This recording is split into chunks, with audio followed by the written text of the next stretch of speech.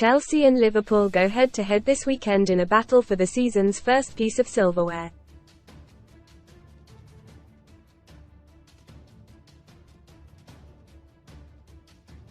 Both teams will take to the hallowed turf of Wembley with very different motivations to get over the line.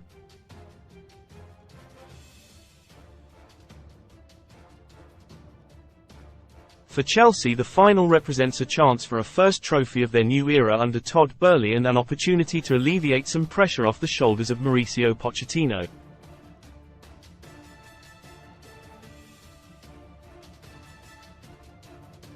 While Liverpool are doing everything in their power to give Jurgen Klopp the send-off he deserves after the German announced he would be stepping down at the end of the season.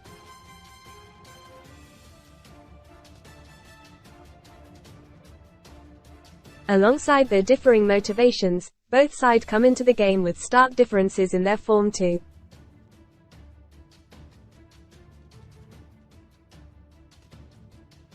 The Blues are languishing in mid-table in what has been an uninspiring season.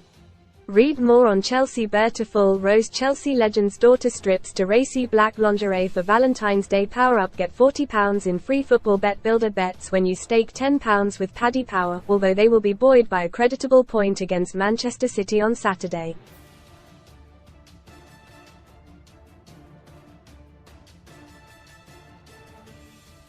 Liverpool, on the other hand, are flying high at the top of the Premier League table, having lost just one of their last 15 games in all competitions.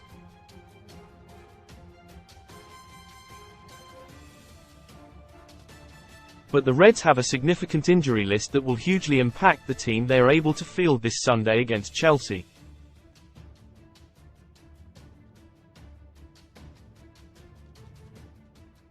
In this article, we highlight 3 key tactical areas that could decide who lifts the League Cup aloft this weekend.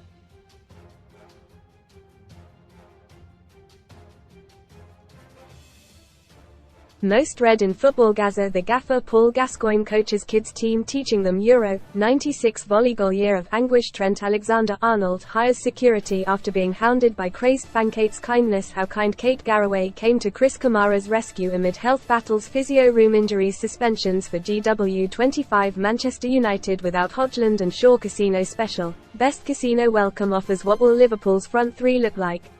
Liverpool's 4-1 win away to Brentford came at a high price with injuries to Curtis Jones, Diogo Jota and Mohamed Salah.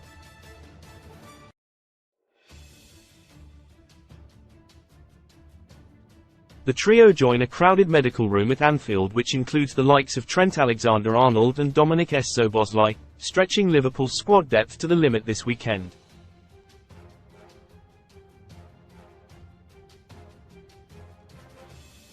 Chelsea fan Astrid Wett makes very X-rated Carabao Cup final promise. There is also a slight doubt surrounding the fitness of their maverick Uruguayan Darwin Núñez, although he is expected to be fit.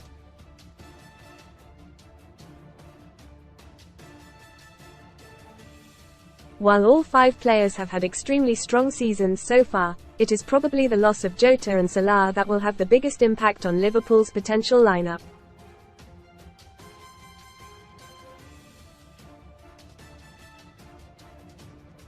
Diogo Jota, in particular, was having a superb start to 2024 before suffering a significant injury against Brentford.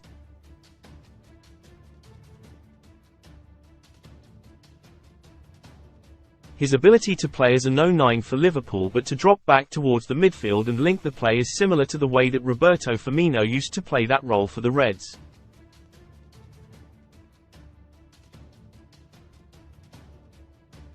The extent of Jota's injury means we already know that the 27-year-old will definitely miss the match, although Salah may still be past fit for the final.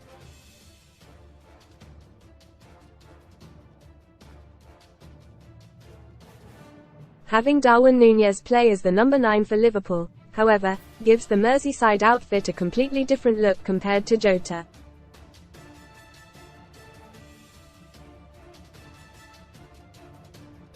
The 24-year-old is very much a striker that wants to remain as the focal point of the Liverpool attack as he plays on the last defender and looks to use his pace to run behind and attack space.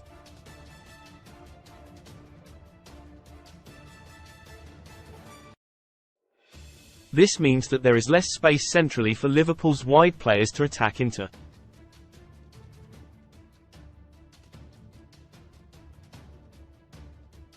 With that said, we are still likely to see the two wide forwards, expected to be Luis Diaz and one of Salah or Gakpo, play in a more narrow shape as they come inside to play in the channels at the very least.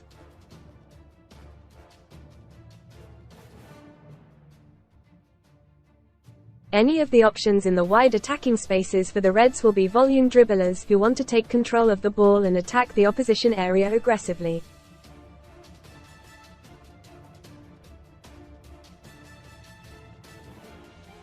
The difference is that Núñez will want to be constantly positioned as the main striker in the 4-3-3.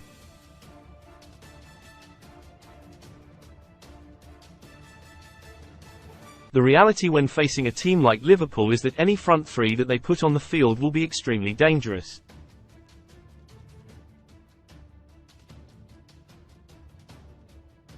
Chelsea need to use Raheem Sterling in transition. Chelsea impressed during their 1-1 draw with treble winners Man City last weekend.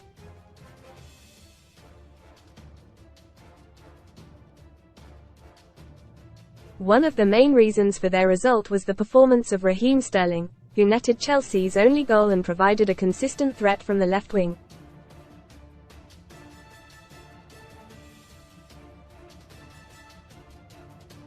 City, as expected, dominated possession throughout the game, but they were vulnerable on the counter-attack, with Sterling's movement key for Chelsea in taking advantage of their dominance.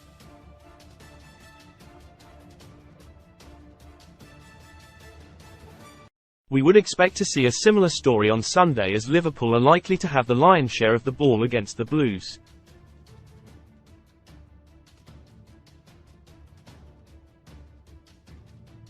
When Jurgen Klopp's team attack, they typically commit a lot of players into advanced positions as they look to overload the opposition.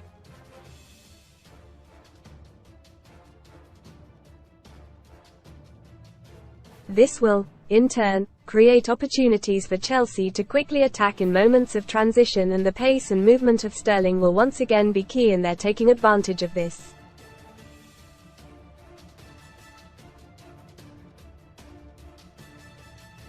Liverpool will likely continue with Conor Bradley at right back in the absence of Alexander-Arnold.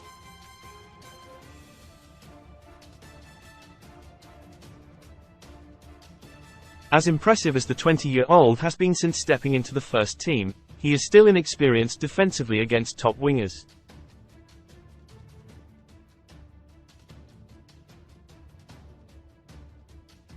Sterling will deliberately pull out wide to attack the space that Bradley leaves behind himself when he pushes forward to support the attacking movement.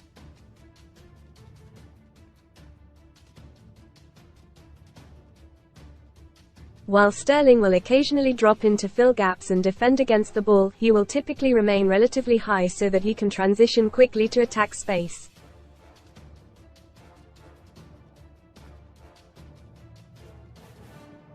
This will make it difficult for the right-sided central defender for Liverpool, who will have to choose whether to retain his position or move outside to cover the threat of Sterling if he is left in space.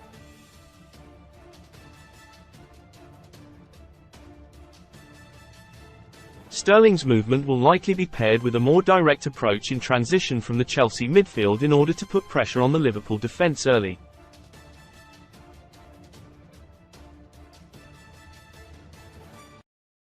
Who will win the midfield battle? Both sides are likely to line up for this match in a 4-3-3, although Chelsea's third midfielder may make it look like a 4-2-3-1 on paper.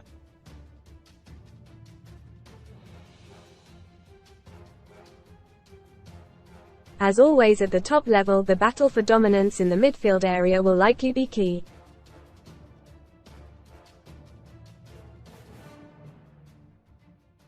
Szoboszlai and Jones are huge losses for Liverpool's midfield, and they will have their work cut out against a Chelsea midfield with Enzo Fernandez, Moses Caicedo and Conor Gallagher that is starting to look more settled.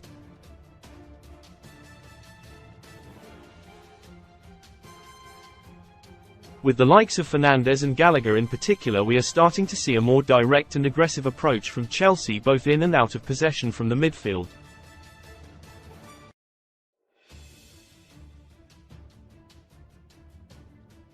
One of the keys for the match is likely to be the presence of Wataru Endo at the base of the Liverpool midfield.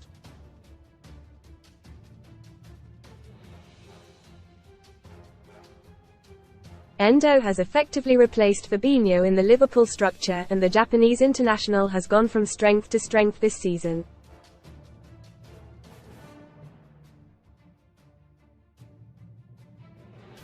He breaks up opposition attacks and is calm and composed in possession. With the likes of Alexis McAllister and, probably, Ryan Gravenberch playing further forward for Liverpool, we will see Endo having to act as the link between the defence and attack for Liverpool.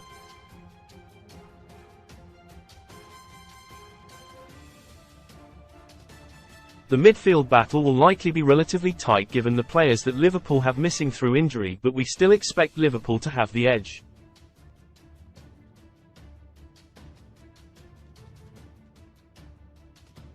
Redmore Sun Storiesholida Fury will Mella shows off £1,200 a week Lanzarote holiday, but is shamed by fans. How's this Gypsy trolls say they're speechless at my home decor, but I don't care. Conclusion: Cup finals are notoriously difficult to predict as league form often goes out the window.